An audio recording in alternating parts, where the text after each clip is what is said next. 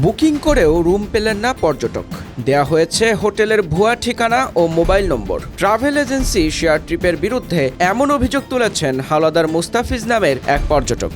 Facebook গ্রুপে একটি পোস্টে বিস্তারিত তুলে ধরেছেন তিনি। পোস্ট থেকে জানা যায়, শ্রীলঙ্কার ক্যান্ডিতে প্যারাডেনিয়া রেস্ট ইন নামক একটি হোটেলে প্রায় ৩,৫০০ টাকা দিয়ে রুম বুক করেন মুস্তাফিজ। তবে সেখানে গিয়ে তিনি জানতে পারেন এ নামের কোনো হোটেল নেই ওই ঠিকানায়। প্রাণীর শিকার হওয়ায় ট্রাভেল এজেন্সি শেয়ার ট্রিপের বিরুদ্ধে মামলা করার কথা জানিয়েছেন তিনি। পোস্টের মন্তব্যের ঘরে এর প্রতিক্রিয়া জানিয়েছেন শেয়ার ট্রিপের একজন কর্মকর্তা। মিজানুর রহমান নামের ওই কর্মকর্তা মুস্তাফিজের সাথে আলোচনা করতে তার হোয়াটসঅ্যাপ নম্বর চান। পাশাপাশি তিনি জানান তার বুকিং ভাউচার অনুযায়ী নিশ্চিত হয়েছে। এর উত্তরে মুস্তাফিজ লেখেন, হোটেলের ঠিকানা ভুল, জিমেল নেই এবং ফোন নম্বরও বন্ধ। মিজানুর রহমান এরপর জানান মুস্তাফিজের বুকিং তার ভাউচার অনুযায়ী পুনর্নিশ্চিত করা হয়েছে।